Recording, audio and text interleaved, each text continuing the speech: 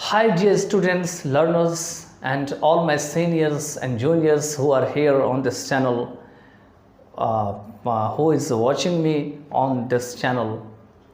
You all are welcome here warmly. I hope you would have enjoyed all the previous videos I have created so far and uploaded. All the things I have uploaded so far, we have tried consciously to do everything to our deepest insight or level. Everything is explicit, and I want to just add the information as much it is possible from the different sources like internet, from the textbook, and all the information we have gathered already. You know that if you talk about the epistemology, it is completely the ocean. It is not completely limited to a single bucket of water. So as much as you practice of something else, you have immense knowledge of that thing. So I think that we are going to now cover block number 2 of psychopathology of BPC 014. And before this, we have already covered all the units of block number 1 of BPC 014 of psychopathology.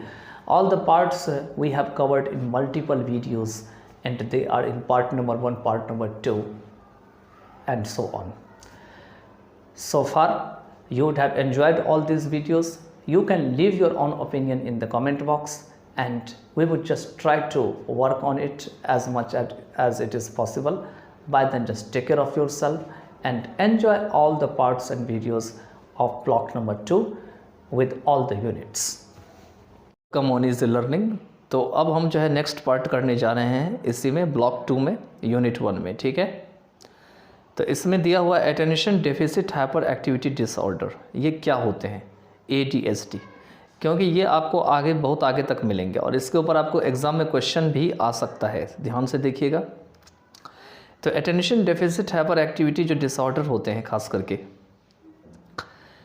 क्या होते हैं ये disorder, तो belongs to the group of externalising disorders of childhood. ये क्या होते हैं, एक्सटर्नलाइजिंग disorder होते हैं चाइल्डहुड के। बचपने में बच्चे क्या करते हैं, दिखाते हैं इस डिसऑर्डर को, और इसको देख के आप समझ जाएंगे कि बच्चों को किस तरह की समस्या है। तो इसी को एक्सटर्नलाइजिंग डिसऑर्डर कहा जाता है। The term hyper active is familiar to the most people, और ये जो शब्द है हाइपर एक्टिव वो अधिक लोग इसको जानते हैं, फैमिलियर है इससे, और ख़ास करके पेरेंट्स और टीचर तो जानते ही जानते हैं कि हाइपर एक्टिव का आखिर में मतलब क्या होते हैं। अभी आपको हाइपर एक्टिव का मीनिंग आगे जाके और क्लियर हो जाएगा। देखिए, कहते हैं the child who is constantly in motion, कि ऐसे बच्चा जो लगातार हिलता डुलता रहे, टैपिंग फिंगर्स, अपना फिंगर जो है कहीं पर में बजाते रहे, अपनी उंगली कहीं पे दीवार पे या कहीं पर में मान के चलिए टेबल पे बजा रहे हैं। जिगलिंग लेग्स, अपनी टांग जो है वो ऐसे ही पटकते रहे या ऐसे ही वो हिलाते रहे। Poking others for no apparent reason, बिना किसी कारण के दूसरों को उंगली करते रहे। टॉकिंग आउट ऑफ टर्न, बिना किसी मतलब की बेबातें करे। एंड फिजेटिंग इज़ ऑफ्टन, और फिजेटिंग का मतलब है कि जब भी बैठा रहता है बच्चा तो अच्छे तरीके से संच मंच तरीके से नहीं बैठा रहेगा, उसका हाथ पैर हिलता रहेगा, वो हमेशा जो है हिलता ही रहेगा, तो इसी को फिजेटिंग कहा जाता है। तो अगर ये सारे लक्षण दिखाई दे रहे हैं तो इसी को अक्सर हाइपर एक्टिव कहे जाते हैं। These children also have difficulty concentrating on the task at hand for an appropriate period of time. कहते हैं ये जो बच्चे होते हैं इन्हें कठिनाई होती है, अगर तुरंत ही इसको कोई काम दे दिया जाए तो उनके ऊपर अगर कॉन्सेंट्रेट करके काम करना होता है तो ये काम नहीं कर पाते हैं, और इस काम को ये एक ठीक समय की अवधि में जो है करने में इनको डिफ़िकल्टी होती है। अब आगे दे रखे हैं इसमें कि to distinguish the normal range of hyper active behaviours from a diagnosable ADHD, the behaviors should be extreme for a particular developmental period। कहते हैं कि अगर आप हाइपर एक्टिविटी जो बिहेवियर्स है उनकी जो रेंज है या लेवल है अगर उसको नॉर्मल वाली रेंज से को आप डायग्नोजेबल ADHD से अलग करना चाहते हैं, डिस्टिंग्विश करना चाहते हैं, डायग्नोजेबल ADHD वही है, attention deficit hyper activity disorder का शॉर्ट फॉर्म लिखा हुआ है।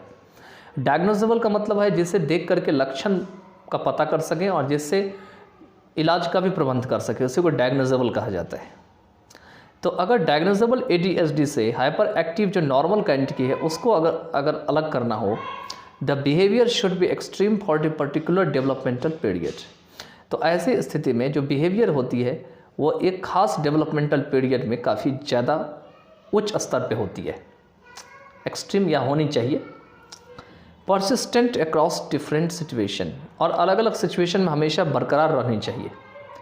And linked to significant impairments in functioning, और जब भी कोई काम हो रहा होता है तो उसमें जो सिग्निफिकेंट इम्पेयरमेंट होते हैं, सिग्निफिकेंट इम्पेयरमेंट मतलब कोई चीज़ खराबी है बॉडी में जिसके कारण से बच्चे को कोई समस्या है, तो उससे भी जुड़े होते हैं। दी ADHD डायग्नोसिस, मैंने डायग्नोसिस भी बता दिया था क्या होते हैं। Should not be applied to youngsters who are rambunctious, active or slightly distractible. कहते हैं कि ये जो ADHD डायग्नोसिस है ये उन यंगस्टर के ऊपर नहीं लगाई जानी चाहिए जो रैम्बंक्शस होते हैं। रैम्बंक्शस मतलब शोर करते हैं, मतलब बिल्कुल रह रह करके एकदम ज़ोर ज़ोर की आवाज़ करते हैं, उसको रैम्बंक्शस कहा जाता है। एक्टिव होते हैं या थोड़ा सा वो डिस्ट्रैक्ट होते हैं अपने वर्क से, स्लाइटली डिस्ट्रैक्टिबल होते हैं। Children are often so in the early school years. कहते हैं कि ऐसे बच्चों को इसमें काउंट नहीं की जानी चाहिए ADHD डायग्नोसिस में, क्योंकि बच्चे अक्सर जो है शुरुआत के स्कूल के वर्षों में अक्सर ऐसा हरकत करते हैं। टू यूज़ द लेवल simply because a child is livelier and more difficult to control than a parent or teacher would indicate a misuse of the term. कहते हैं अगर इस लेवल को सिंपली तरीके से यूज़ करना है तो उसके लिए, क्योंकि चाइल्ड जो होते हैं वो बिल्कुल एकदम हट्टे कट्टे होते हैं, उनको जानदार होते हैं, उनके अंदर में एक नई एनर्जी होती है, लाइवलियर होते हैं, and more difficult to control, और उनको कंट्रोल करना काफ़ी ज़्यादा मुश्किल होता है, उनको पेरेंट या टीचर ही कंट्रोल कर पाते हैं। Would indicate a misuse of term, और इसी कारण से ये जो शब्द है ADHD डायग्नोसिस, इसको इसके ऊपर यूज़ नहीं किया जाना चाहिए, क्योंकि अगर हम इस तरीके से यूज़ करते हैं तो ये इस शब्द का दुरुपयोग कहा जा सकता है। या इंडिकेट क्या दे रखा है, वुड इंडिकेट ए मिसयूज़, ये आपको मिसयूज़ को इंडिकेट करेंगे। The diagnosis of ADHD is reserved for truly extreme and persistent cases. कहते हैं ADHD की जो डायग्नोसिस है इसे बिल्कुल ट्रूली एक्सट्रीम और परसिस्टेंट जो केसेस हैं, कहते हैं अगर मान के चलिए कि काफ़ी ज़्यादा है, बिल्कुल उसमें सच्चाई दिखाई दे रही है। तो देखिए आगे दे रखे हैं कि ADHD जो है इनके 3 छोटे छोटे कैटेगरी हैं जो DSM-4TR में जो है आपको दिखाई पड़ेंगे। मैंने DSM-4TR को मैंने पहले एक्सप्लेन कर रखा है, आप उस वीडियो को देख सकते हैं। तो कहते हैं प्रीडोमिनेंटली इन अटेंटिव टाइप। प्रीडोमिनेंटली इन अटेंटिव टाइप मतलब ऐसे बच्चे जो है इनके अंदर अटेंशन नहीं होती है, ध्यान नहीं दे पाते किसी चीज़ पे।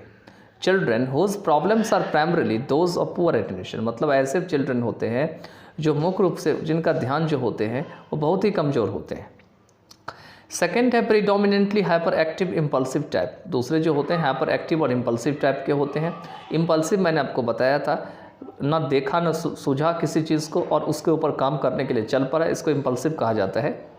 Children whose difficulty result primarily from hyper activity impulsive behaviour, और ये ऐसे बच्चे होते हैं जिनकी कठिनाई जो होते हैं वो हाइपर एक्टिव इम्पल्सिव बिहेवियर के कारण होती है। इसके बाद कंबाइंड टाइप होते हैं children who have both sets of problems, और ये ऐसे चिल्ड्रन होते हैं जिनमें दोनों प्रकार की समस्याएं होती है, मतलब प्रीडोमिनेंटली इन अटेंटिव टाइप भी होती है और predominantly hyper active impulsive type भी होती है, इसीलिए इसको बोथ सेट ऑफ प्रॉब्लम दिया गया है। चलिए आगे चलते हैं।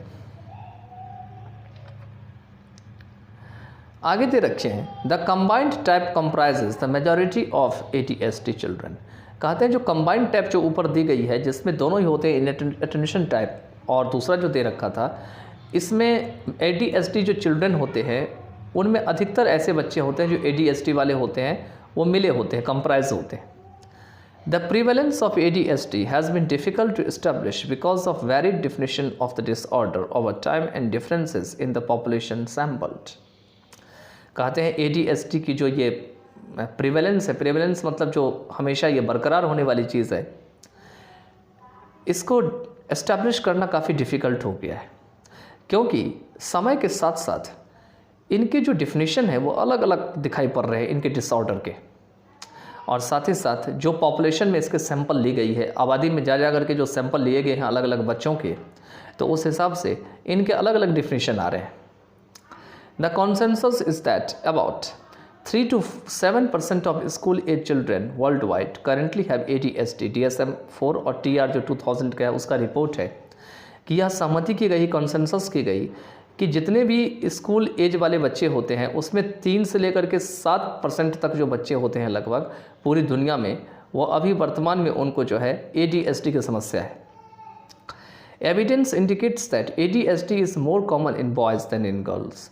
और ये जो जितने भी सबूत हैं वह यह दर्शाते हैं कि ADHD जो है वो बॉयज़ में कॉमन होते हैं गर्ल की तुलना में। But exact figures depend on whether the sample is taken from clinic referrals or from the general population। लेकिन सही आंकड़ा इस बात पर निर्भर करती है कि जो सैंपल ली गई है वो क्लिनिक के रेफरल से ली गई है या साधारण सी पॉपुलेशन से ली गई है। Boys are more likely to be referred to clinics because of a higher likelihood of aggressive and anti social behaviour. Boys की संभावना बनती है कि अक्सर जो है क्लिनिक में भेजा जाता है क्योंकि उनके अंदर में एग्रेसिव करने की और एंटी सोशल बिहेवियर करने की ज़्यादातर संभावना होती है। Higher likelihood of aggressive and anti social behaviour. चलिए आगे चलते हैं। At one time it was thought that ADHD simply went away by adolescence. कहते हैं एक समय था जब यह माना गया था कि ADHD जो है वो एडोलोसेंस तक जाते जाते गायब हो जाती है। However, this belief has been contradicted by numerous longitudinal studies। लेकिन फिर भी यह जो मत है या विश्वास है इनका विरोध किया गया कई सारे लॉन्जिट्यूडनल स्टडीज़। लॉन्जिट्यूडनल स्टडीज़ होती है जो एक ही श्रेणी में किया जाता है, एक ही लाइन में किया जाता है। Although they do show reduced severity of symptoms in adolescence, 65 to 80% of children with ADHD still meet criteria for the disorder in adolescence and in adulthood। कहते हैं भले ही ये जो है सिम्टम के कम प्रभाव को जो है दिखाते हैं एडोलोसेंस में। एडोलोसेंस जानते ही आप 13 to 19 ईयर्स की एज होती है। तो कहते हैं कि जो चिल्ड्रन में 65 to 80% जो बच्चे होते हैं जिसमें ADHD होती है वो डिसऑर्डर की सारी क्राइटेरिया को पूरा करते हैं एडोलेसेंस में और एडल्टहुड में भी। In addition to the fidgety और डिस्ट्रैक्टिबल इम्पल्सिव बिहेवियर। कहते हैं कि फिजिटी, डिस्ट्रैक्टिबल, इम्पल्सिव बिहेवियर के अलावा मैंने सारे का मीनिंग अभी बताया था। Adolescents with ADHD are far more likely to drop out of high school and develop anti social behaviour than their peers. ADHD वाले जो एडोलेसेंट होते हैं जिसमें ADHD की समस्या होते हैं उसमें ज़्यादातर जो है संभावना बनती है कि वो हाई स्कूल से ड्रॉप आउट होते हैं, हाई स्कूल तक भी नहीं पढ़ पाते हैं और उनके अंदर में जो है एंटी सोशल बिहेवियर जन्म ले लेती है। मतलब जो सोसाइटी में नहीं करना चाहिए वो चीज़ उसके अंदर में आ जाती है अपनी साथियों की तुलना में, क्योंकि उनके साथी तो ठीक ठाक होते हैं लेकिन ये हाई स्कूल तक भी जो है सही से नहीं पढ़ पाते हैं। चलिए आगे चलते हैं। In adulthood although most are employed and financially independent. कहते हैं एडल्टहुड में भले ही बहुत सारे ऐसे होते हैं जो कि एम्प्लॉयड लगे होते हैं और फिनेंशियली इंडिपेंडेंट होते हैं, मतलब उनके पास जो है फिनेंशियली पावर होती है, ताकत होती है। These individuals generally reach only a lower socio economic level. और ये जितने भी इंडिविजुअल होते हैं वो सामान्यतया कम जो सोशियो इकोनॉमिक लेवल होते हैं वहाँ तक पहुँचते हैं।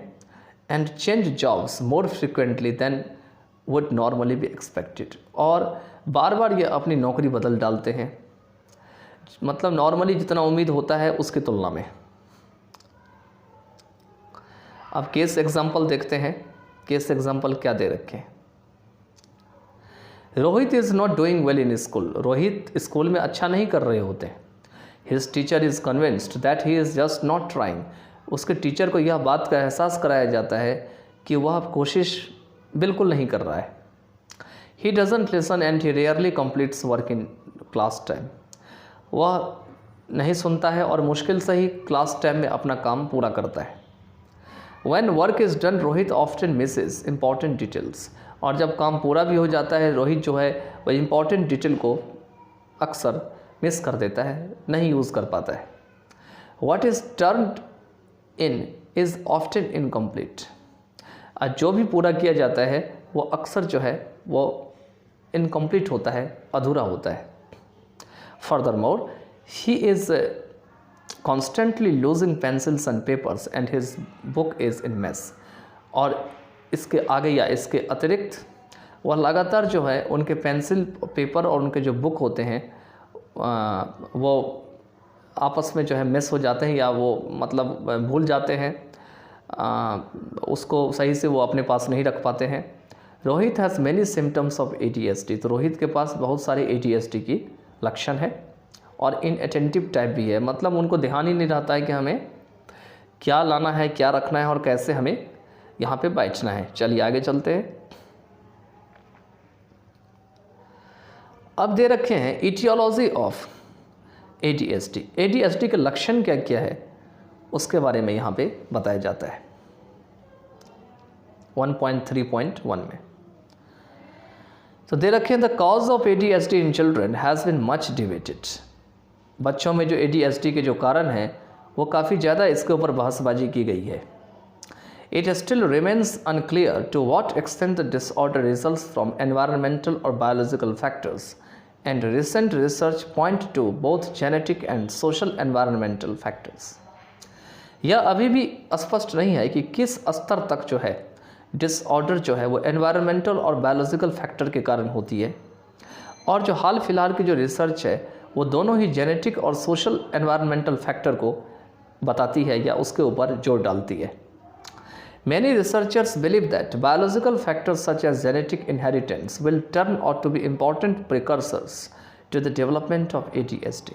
और बहुत सारे ऐसे जो रिसर्च के दाता हैं वो विश्वास करते हैं कि जो जीव विज्ञान के जो कारक हैं या जो बायोलॉजिकल फैक्टर्स हैं जैसे कि जेनेटिक इनहेरिटेंस है, ये एक इम्पॉर्टेंट जो है वो योगदान देते हैं ADHD के डेवलपमेंट में। But firm conclusions about any biological or psychological basis for ADHD must await further research. लेकिन एक मजबूत जो परिणाम है बायोलॉजिकल और साइकोलॉजिकल बेसिस की जो ADHD की है उसको ज़रूरत है कि आगे की रिसर्च को अभी भी जारी रखे और आगे की रिज़ल्ट ले। चलिए देखते हैं इसमें बायोलॉजिकल कॉजेज़ क्या सब हैं। जेनेटिक फैक्टर्स है सबसे पहले। तो research suggest that a genetic predisposition toward ADHD में प्ले एन इम्पॉर्टेंट रोल। इसमें रिसर्च यह सुझाव देते हैं कि जो जेनेटिक जो प्रीडिस्पोजिशन है, मतलब पहले से ही जेनेटिक चीज़ों को अपने दिमाग में रख लेते हैं ADHD के प्रति, ये एक इम्पॉर्टेंट रोल प्ले करते हैं। When parents have ADHD, half of their children are likely to have the disorder। अगर किसी माता पिता को ADHD है तो उनके बच्चे में जो आधा जो ADHD की संभावना है ऐसे डिसऑर्डर की वो ज़्यादातर होती है। Adoption studies and numerous large-scale twin studies indicate a genetic component to ADHD with monozygotic concordance rates as high as 70 to 80। कहते हैं कि जो एडॉप्शन स्टडीज़ है और बहुत सारे जो लार्ज स्केल ट्विन स्टडीज़ है वह इस बात को दर्शाते हैं कि जो जेनेटिक कंपोनेंट है ADHD की जो मोनोजाइगोटिक कॉन्कोर्डेंस रेट्स के हिसाब से है वो 70 to 80 के बीच में होती है। तो इसमें जो मोनोजाइगोटिक है इसका मीनिंग है कि आपका जो है एक ही अंडे से निकला हुआ जो संतान होता है जो एक ही तरह का दिखता है, और कॉन्कोर्डेंस का मतलब होता है जिसको आप देख के पहचान जाएं या जिससे आप एग्रीड हों, तो उसी को यहाँ पे मोनोजाइगोटिक कॉन्कोर्डेंस कहा गया है। चलिए आगे चलते हैं। आगे दे रखे हैं इसमें कि exactly what is inherited is as yet unknown, कि वाकई में क्या इनहेरिट किया जाता है ये अभी तक पता नहीं है। But recent studies suggest that brain function and structure differ in children with and without ADHD। लेकिन हाल फिलहाल के स्टडीज़ ने यह बात का सुझाव दिया है कि ब्रेन फंक्शन और जो स्ट्रक्चर होते हैं वो बच्चों में अलग अलग होते हैं और ये ADHD के साथ भी हो सकते हैं या इसके बिना भी हो सकते हैं। Studies have documented that the frontal lobes of children with ADHD are under responsive to stimulation and cerebral blood flow is reduced। और जो स्टडीज़ है उसने इस बात को डॉक्यूमेंट किया है या बताया है कि जो चिल्ड्रन में जो फ्रंटल लोब्स होते हैं जिसमें ADHD की समस्या होती है वो are under responsive to stimulation. वो ऐसे बच्चे तब रिस्पॉन्स करते हैं जब उनको स्टिमुलेट किया जाता है और ऐसे बच्चे में सेरिब्रल जो ब्लड फ्लो होती है वो कम हो जाती है। ठीक है, तो इस तरीके से जो है इसमें आपके ये दे रखे हैं और इसके आगे दे रखे हैं कि more over parts of the brain ही है सारे जितने भी ब्रेन के हिस्से से फ्रंटल लोब्स होते हैं, फ्रंट के जो पार्ट होते हैं उसी को लोब्स कहा जाता है। कॉर्डेट न्यूक्लियस होते हैं आपके, ठीक है, और ग्लोबस जो पैलिडस होते हैं ये एक्चुअली में सारे चारों तरफ जो ब्रेन का हिस्सा होता है उनके सारे ये पार्ट दे रखे हैं। ADHD के मतलब जो ADHD से सफ़र हो रहे बच्चे होते हैं उनके आर स्मॉलर, वो क्या होते हैं, ये सारी चीज़ें छोटे होते हैं। और किन की तुलना में छोटे होते हैं, तो नॉर्मल जो बच्चे होते हैं उनकी तुलना में ये सारे क्या होते हैं, स्मॉलर होते हैं। Evidence shows poorer performance of children with ADHD on neuropsychological tests of frontal lobe functioning।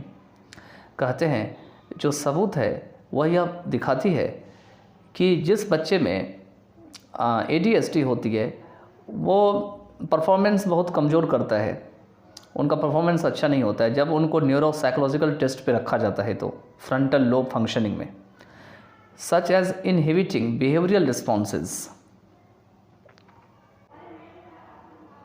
और कहते हैं ये जितनी भी चीज़ें हैं वो बिहेवियरल प्रोसेस रिस्पॉन्स को क्या करती है, रोकती है, इनहिबिट करती है। Which provides further support for the theory, जो कि आगे जाके इस थ्योरी के लिए मदद करती है that A basic deficit in this part of the brain, कि अगर इस ब्रेन के हिस्से में अगर थोड़ा सा भी कमी है may be related to the disorder, तो ये डिसऑर्डर से संबंधित हो सकते हैं। आगे है आपका पेरीनेटल एंड प्रीनेटल फैक्टर्स। इसके बाद जो नेक्स्ट है वो है आपका पेरीनेटल और प्रीनेटल फैक्टर। पेरीनेटल होते हैं खास करके जन्म या जन्म से पहले, जब गर्भधारण होते हैं तो उसमें उसके बाद जो बेबी बर्थ होता है, तो जन्म या जन्म से पहले, मतलब जन्म से पहले या जन्म के बाद 1 हफ्ता के जो समय होता है उसी को पेरीनेटल कहा जाता है। और प्रीनेटल फैक्टर होते हैं जन्म से पहले का जो पीरियड होता है उसको प्रीनेटल फैक्टर कहा जाता है। तो चलिए इसमें देखते हैं कि क्या सब दे रखे हैं कि दूसरे जो बायोलॉजिकल रिस्क हैं, other biological risk factors for ADHD include A number of perinatal and prenatal complications, जो कि ADHD के कारण बनते हैं। उसमें बहुत सारे पेरीनेटल और प्रीनेटल की समस्या होती है। इसमें लो बर्थ वेट, मान के चलिए जब बच्चा जन्म लेता है तो उस समय उसकी जो वेट होती है ना वो बहुत कम होती है। For example is considered to be a specific predictor of the development of ADHD। और यह ADHD की जो विकास है या उसमें जो है ख़ास प्रिडिक्टर होता है। मतलब ऐसा माना जाता है कि ऐसे जो बच्चे जिसका बर्थ जो है में जो वेट बहुत अगर कम है तो उसके अंदर डेवलपमेंट हो सकती है ADHD की, और ये खास भविष्यवाणी मानी जाती है इसके। Other complications associated with child birth such as delayed birth cry are also predictive of ADHD symptoms. दूसरे जो कठिनाई होती है, कॉम्प्लिकेशंस होती है जो कि चाइल्ड बर्थ से जुड़ी हुई है, वह है delayed birth cry. Delayed birth cry का मतलब होते हैं बच्चा ने जन्म लिया लेकिन रोने का काम काफ़ी देर से शुरू करता है। आपको पता है कि जब बच्चा जब जन्म लेता है तो हर एक बच्चा रोता है, लेकिन अगर कोई बच्चा लेट से रोता है, डिलेड बर्थ क्राई करता है, तो ये भी ADHD की जो लक्षण है उनकी भविष्यवाणी हो सकती है। अब आगे चलते हैं एनवायरमेंटल टॉक्सिन्स की ओर। तो एनवायरमेंटल जो टॉक्सिन्स है इसमें दे रखे हैं, although evidence suggest that lead poisoning may be associated to a small degree with symptoms. देखिए लीड पॉइजनिंग क्या होती है, तो खास करके 6 इयर्स तक के बच्चों के अंदर में लीड पॉइजनिंग चालू होती है, और अगर लीड पॉइजनिंग ज़्यादा होने लगे तो बच्चे के जो मानसिक समस्या है, उसके सोचने समझने की शक्ति है, वो बिल्कुल कमज़ोर पड़ जाती है। तो दे रखे हैं कि भले ही एविडेंस यह बात को बताती है कि लीड पॉइजनिंग जो है वो हाइपर एक्टिविटी और जो एटेंशन को जो प्रॉब्लम है उनकी जो स्तर की जो लक्षण है उनसे जुड़े हो सकते हैं। Most children with lead poisoning do not develop ADHD, लेकिन यह भी कहा गया आगे जा कर के कि ऐसे बच्चे जिसमें कि लीड पॉइजनिंग हो जाती है या हो जाएगी, उसके अंदर में ज़रूरी नहीं है कि ADHD हो ही हो। And most children with ADHD do not show elevated levels of lead in the blood, और अधिकतर बच्चे जो होते हैं जिसमें ADHD होते हैं उसके ब्लड में जो है काफ़ी ज़्यादा जो है लीड का स्तर जो है वो नहीं दिखाई पड़ता है, क्योंकि लीड का निर्माण होना बॉडी में शुरू हो जाता है और ये ज़्यादातर घातक माना जाता है। तो उसी के बारे में दे रखा है। चलिए आगे चलते हैं। आगे है निकोटीन। तो कहते हैं निकोटीन खास करके जो मैटरनल स्मोकिंग है, मतलब माँ पीती है, स्मोकिंग करती है, मान के चलिए सिगरेट पीती है तो उसमें निकोटीन होता है, ठीक है। तो जो मैटरनल स्मोकिंग है खास करके इज़ एन एनवायरमेंटल टॉक्सिन, ये एक एनवायरमेंटल टॉक्सिन होता है, एनवायरनमेंट में छोड़ी जाती है।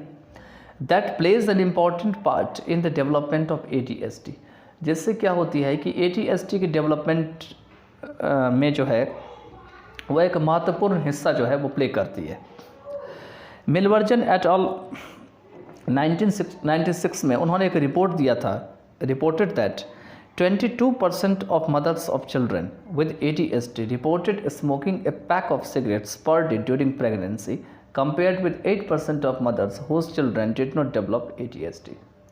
इन्होंने एक रिपोर्ट में बताया था कि ऐसे बच्चे जिसके अंदर में ADHD की समस्या है, उनकी जो माँ है, उनके जो 22% मदर हैं, वो एक पैकेट सिगरेट जो है वो रोज़ पिया करती थी जब वो मतलब गर्भ धारण कर रखी थी उस समय during pregnancy, compared with 8% of mother's.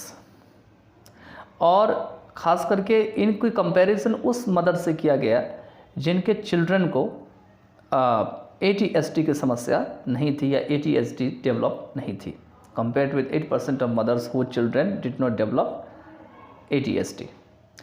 Animal studies indicate that chronic exposure to nicotine increases dopamine release in the brain and causes hyperactivity.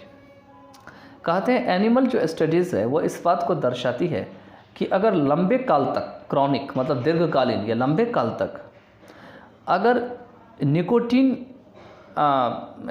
के सामने किसी मतलब से उसको पाला पड़ जाए, एक्सपोजर कर दिया जाए उसको, तो यह डोपामाइन जो को जो है रिलीज़ करने में जो है हेल्प करती है, उनको इंक्रीज़ कर देती है। डोपामाइन होता है एक प्रकार का न्यूरोट्रांसमीटर होता है, ये मैसेंजर मतलब केमिकल मैसेंजर भी इसको कहा जा सकता है।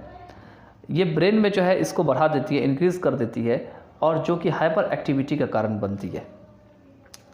On the basis of this data, कहते हैं इस डेटा के आधार पर में जो मिल बर्जर हैं एंड हिज एसोसिएट, उनके जो साथीगण हैं, वो हाइपोथेसाइज करते हैं, एक अनुमान लगाते हैं, कल्पना करते हैं that maternal smoking can affect the dopaminergic system for the developing foetus, कि अगर माँ जो है स्मोकिंग कर रही होती है तो उसके अंदर में जो भ्रूण पल रहा होता है, मतलब जो पेट में जहाँ बच्चा, जिसमें बच्चा विकसित हो रहा होता है उसको फीटस कहा जाता है, तो उनमें जो डेवलपमेंट हो रही होती है और उस डेवलपमेंट में जो डोपामाइनर्जिक जो सिस्टम होते हैं उनको वो प्रभावित कर सकती है। डोपामाइनर्जिक यही डोपामाइन से रिलेटेड है, resulting in behavioural disinhibition and ADHD। और इससे क्या होता है, बिहेवियर में जो है वो कुछ पल के लिए जो है उन बिहेवियर में खराबी दिखाई पड़ सकती है और उसमें ADHD की समस्या भी पनप सकती है। चलिए आगे दे रखे हैं, can excessive early TV viewing be linked to ADHD। कहते हैं क्या अगर सुबह उठ करके काफ़ी ज़्यादा समय तक TV देखा जाए तो इसको ADHD से जोड़ के देखा जा सकता है। तो इसमें कहते हैं कि researchers have found that television exposure at ages 1 to 3 years is associated with attention problem at age 7। तो रिसर्चर ने यह पाया है कि अगर किसी बच्चे को जो 1 से लेकर 3 साल तक अगर उसको टेलीविज़न के सामने ज़्यादातर रखा जाए और टेलीविज़न अगर वो देखते हैं तो उनको अटेंशन प्रॉब्लम की समस्या आ सकती है जब वही बच्चे 7 साल के होते हैं। तो in fact they found that each hour of daily viewing increased the risk of ADHD by almost 10% at age 7। और वाकई में उन लोगों ने पाया, रिसर्चर ने, कि हर एक दिन जो 1 घंटे का जो वो टीवी देखते हैं, सामने जो टीवी उनका लगा रहता है, वो उनकी ADHD के खतरा को लगभग 10% जो है बढ़ा देती है 7 साल तक जाते जाते, जब उस बच्चे की एज 7 ईयर्स की होती है। तो इसलिए कहते हैं बच्चों को ज़्यादा टीवी नहीं देखनी चाहिए, ठीक है। एज ए रिजल्ट, परिणाम स्वरूप, the author suggest limiting exposure to television viewing in the formative years of brain development. इसलिए जो लेखक हैं वह सुझाव देते हैं कि जो टेलीविज़न देखने वाले जो बच्चे होते हैं उनको खास करके उनको लिमिट किया जाए कि वो ज़्यादा देर ना देखें, खास करके उन काल में जब उनके ब्रेन का डेवलपमेंट हो रहा होता है। फॉर्मेटिव ईयर्स होता है, मतलब यही जो एज होती है वो ब्रेन डेवलपमेंट की एज होती है, ठीक है। ये सारे जितने भी राइटर लिखे हुए हैं इनके नाम है और इनका अपना ये स्टेटमेंट है। चलिए अब साइकोलॉजिकल कॉजेज़ की ओर बढ़ते हैं। तो साइकोलॉजिकल कॉजेज़ में देखते हैं कि क्या सब दे रखे हैं। तो इसमें एक व्यक्ति का नाम दे रखा है जिसका नाम है ब्रूनो बेटलहेम। इन्होंने 1973 में, जो कि एक चाइल्ड साइको एनालिस्ट थे, had proposed a diathesis stress theory of ADHD। इन्होंने डायथेसिस जो स्ट्रेस थ्योरी है ADHD की, उनका सुझाव दिया था, suggesting that hyper activity develops when a predisposition to the disorder is coupled with authoritarian upbringing by parents. और उन्होंने यह बात को सुझाव देते हुए बताया कि हाइपर एक्टिविटी तब डेवलप होता है जब एक डिसऑर्डर की प्रीडिस्पोजिशन हो जाती है, और ये किसके साथ जुड़ी होती है, कपल होती है, तो ऑथोरिटेरियन जो अपब्रिंगिंग होती है पेरेंट के, उसके कारण होती है। अब यहाँ पे आप प्रपोज का मतलब जो है वो शादी वाला प्रपोज मत समझ लेना, ठीक है। ऑथोरिटेरियन अपब्रिंगिंग का मतलब होता है कि माता पिता चाहते हैं कि बच्चा हमारे हिसाब से चले, हम जैसे चाहें वैसे वो हमारे साथ काम करे, ठीक है। तो इसी को ऑथोरिटेरियन अपब्रिंगिंग कहा जाता है। अपब्रिंगिंग मतलब पालन पोषण होता है। आगे दे रखे हैं, if a child with A disposition towards over activity and moodiness is stressed by a parent who is impatient and resentful, the child may be unable to cope up with the parent's demand for obedience। कहते हैं अगर child को over activity और जो मूडीनेस होते हैं उनका चीज़ उनके दिमाग में समा जाती है, और ये खास करके तब होती है जब वो अपने पेरेंट्स से परेशान हो जाते हैं, खास करके ऐसे पेरेंट्स से जो अधैर्य होते हैं, इम्पेशेंट होते हैं, रिजेंटफुल होते हैं, गुस्सा दिखाते रहते हैं। तो चाइल्ड क्या करते हैं, ऐसी स्थिति में पेरेंट की डिमांड और उनकी जो आज्ञा है उनसे निपटने के लायक नहीं हो सकते हैं। आगे दे रखे हैं, as the parent becomes more and more negative and disapproving the parent child relationship ends up in battle ground. क्योंकि पेरेंट जो है वो अधिक से अधिक नेगेटिव होते हैं और वो ना मानने वाला होते हैं, वो बच्चे की बात को मानते नहीं हैं। और इसी दरमियान में क्या होते हैं कि पेरेंट चाइल्ड की जो रिलेशनशिप होती है वो अक्सर बैटल ग्राउंड में आके समाप्त होती है। बैटल ग्राउंड मतलब उनको अपने बच्चे से बार बार लड़ना पड़ता है। When such a disruptive and disobedient pattern gets established, the child will not be able to handle the demands of a school, and his or her behavior will often be in conflict with the rules of the classroom। और कहते हैं जब ऐसे प्रकार के disruptive का मतलब जो होते हैं, जो बात बात पर किसी चीज़ को मतलब जो है पूरा ना करे, उसको डिसरप्टिव कहा जाता है। कि जब ऐसे प्रकार की बाधक और डिसओबीडियंट पैटर्न तब तैयार हो जाती है, the child will not be able to handle the demands of school. तो ऐसी स्थिति में चाइल्ड जो होते हैं वो स्कूल की डिमांड को हैंडल करने के लायक नहीं हो पाएंगे। And his or her behaviour will often be in conflict with the rules of classroom. और क्लासरूम के जो नियम होते हैं उनके हिसाब से उन्हें हमेशा जो है संघर्ष करना पड़ेगा, उनका बिहेवियर कभी वहाँ एडजस्टमेंट नहीं कर पाएगा। आगे दे रखे हैं कि लर्निंग में ऑल्सो भी responsible in causing ADHD as well, और लर्निंग जो है वो ADHD के जो कारण होते हैं उनके लिए भी जिम्मेवार हो सकते हैं।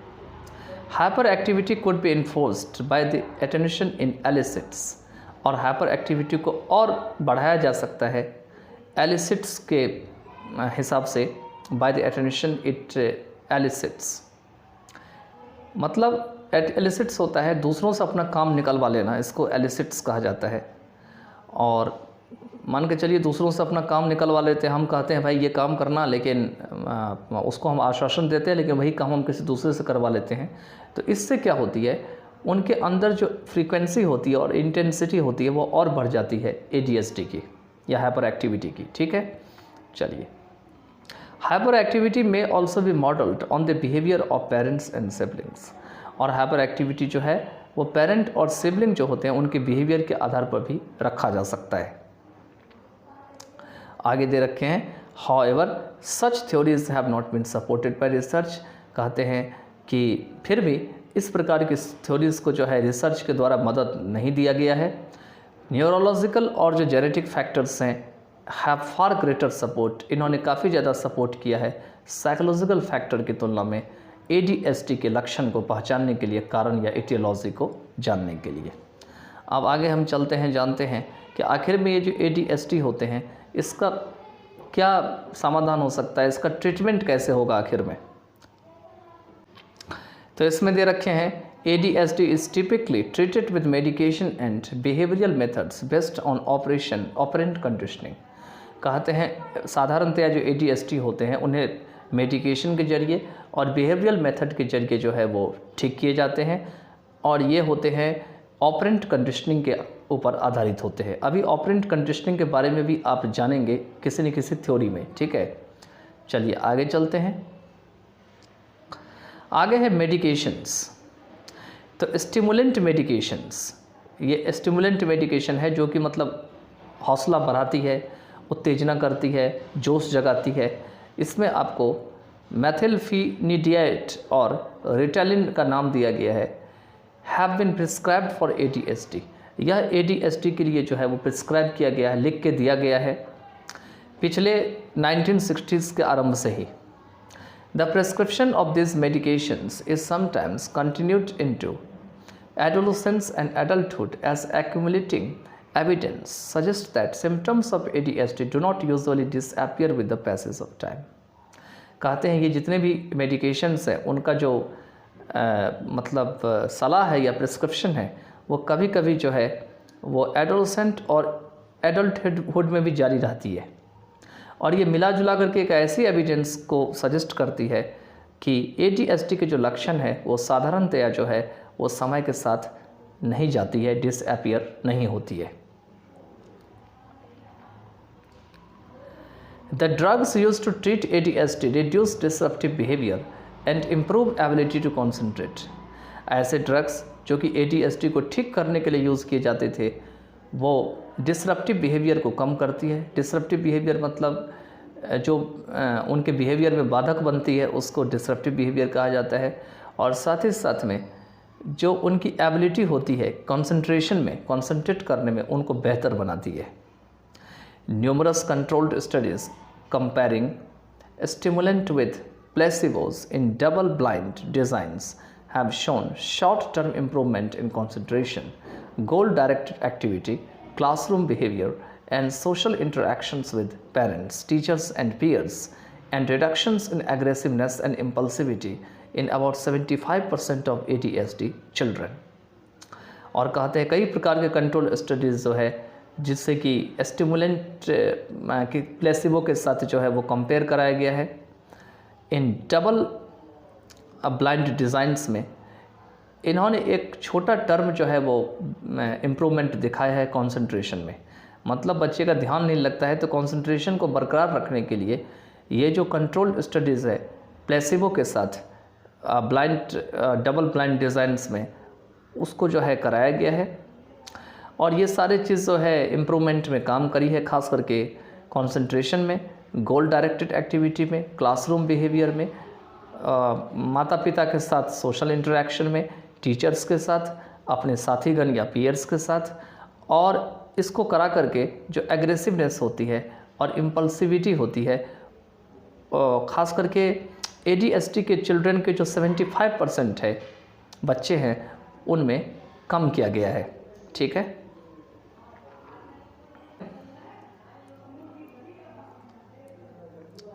आगे दे रखे हैं, despite the promising findings on the efficacy of stimulant medications for ADHD। कहते हैं जो स्टिमुलेंट मेडिकेशन मैंने अभी बताया था क्या होते हैं ADHD के लिए, इनके ऊपर जो ये गुणता है या जो क्वालिटी है, जो एफिकेसी है, ख़ास करके कि ये कितना अच्छा बेहतर काम करती है, इनके अलावा दे रखे हैं despite other research indicates that these drugs may not improve academic achievement for over a long haul. तो दूसरे जो रिसर्च है वो इस बात को दर्शाते हैं कि ये जितने भी ड्रग्स लिए जाते हैं ये हो सकता है कि जो एकेडमिक जो अचीवमेंट होते हैं उसे एक लंबे समय के लिए जो है वो ना सुधार सके।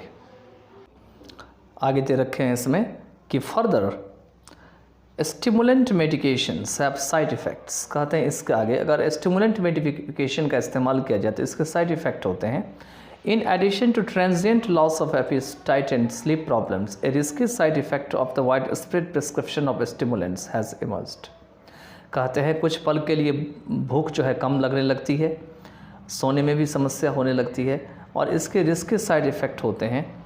तो इसीलिए जो स्टिमुलेंट्स की जो वाइड स्प्रेड जो प्रिस्क्रिप्शन है वो काफ़ी ज़्यादा फिर भी बढ़ गई है, has emerged. Newsweek magazines reported in the mid-1990s that children had begun to use Ritalin and other stimulants obtained from their siblings or friends as recreational drugs. और ये जो मैगज़ीन का नाम दे रखा है न्यूज़वीक मैगज़ीन, इन्होंने 1990s के मध्यकाल में इन्होंने एक रिपोर्ट डाली थी। उसमें बताया गया था कि चिल्ड्रन जो है वो रिटालिन को जो है लेना शुरू कर दिया था और दूसरे स्टिमुलेंट को जो वो अपने या तो भाई बहन से ले लिया करते थे या फ्रेंड से ले लिया करते थे, और वो एक ऐसा ड्रग्स लेते थे जिसे वो हंसी मजाक में ले लिया करते थे, रेक्रेशनल ड्रग्स थे।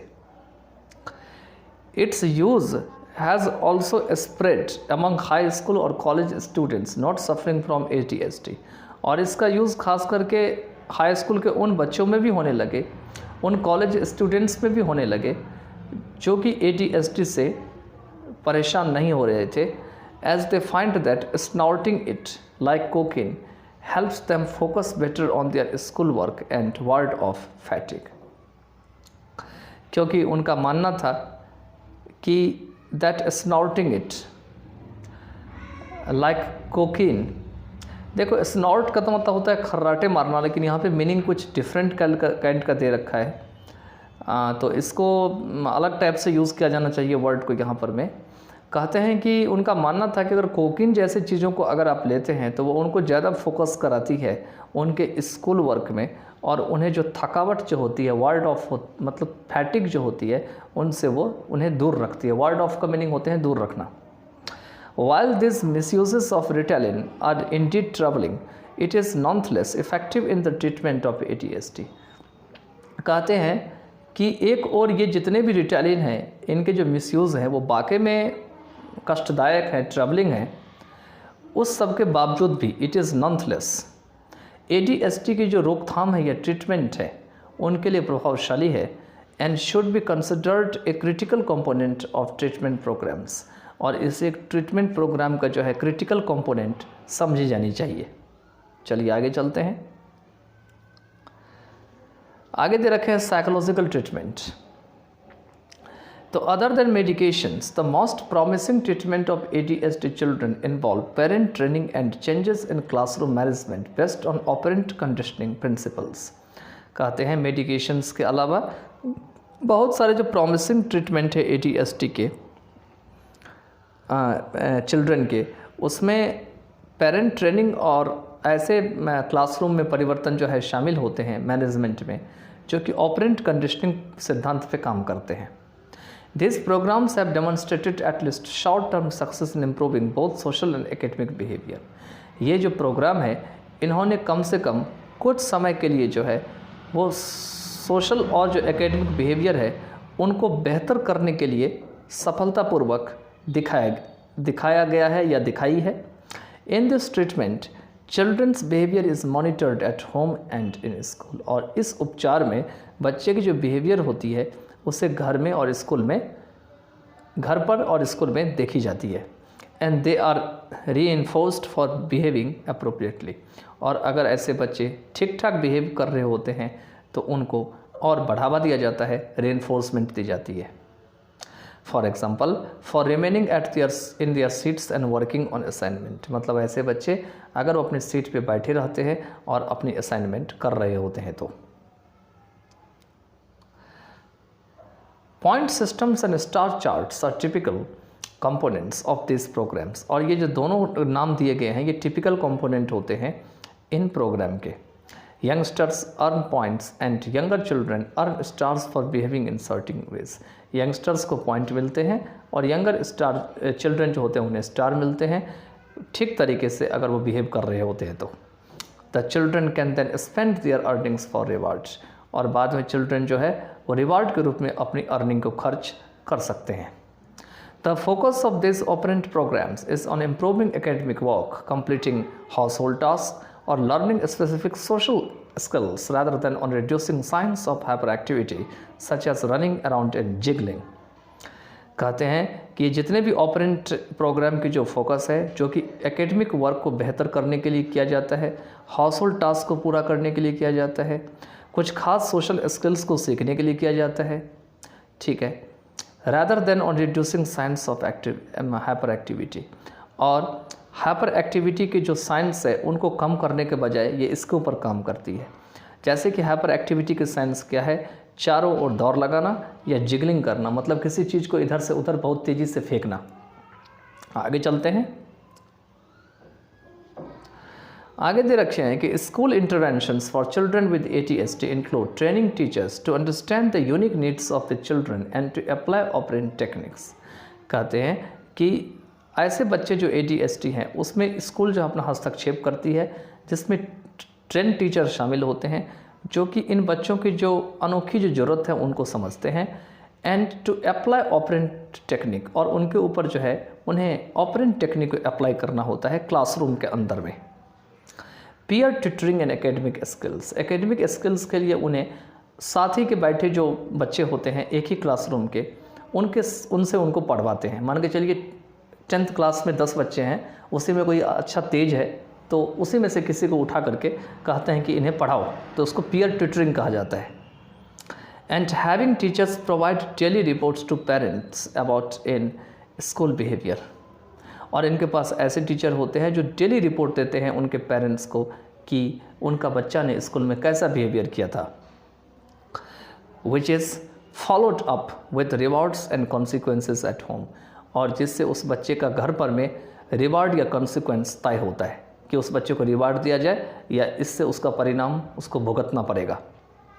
Research has demonstrated that certain classroom structures can have a favorable impact on children with ADHD।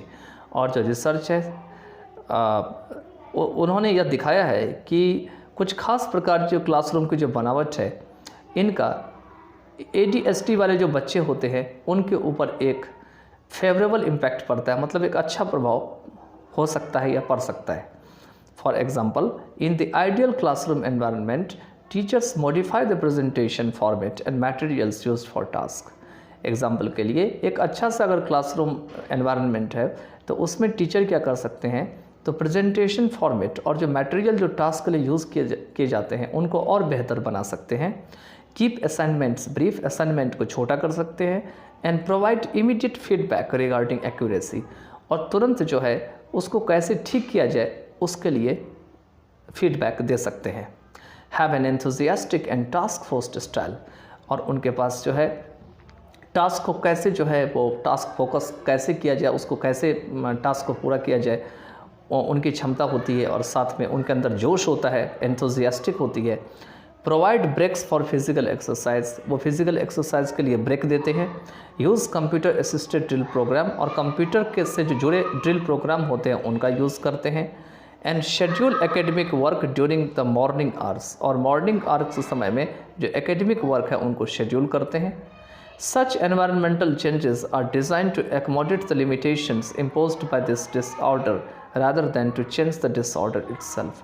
और इस प्रकार के जो वातावरण में जो परिवर्तन होते हैं उसे जो है उस लिमिटेशन को एकोमोडेट करने के लिए डिज़ाइन किया जाता है, जो कि इस डिसऑर्डर के द्वारा तैयार की जाती है, ना कि अपने आप में जो है डिसऑर्डर जो होती है उनमें परिवर्तन की जाती है। मतलब डिसऑर्डर अपने आप ठीक नहीं होगा बल्कि इसको ठीक किया जाता है।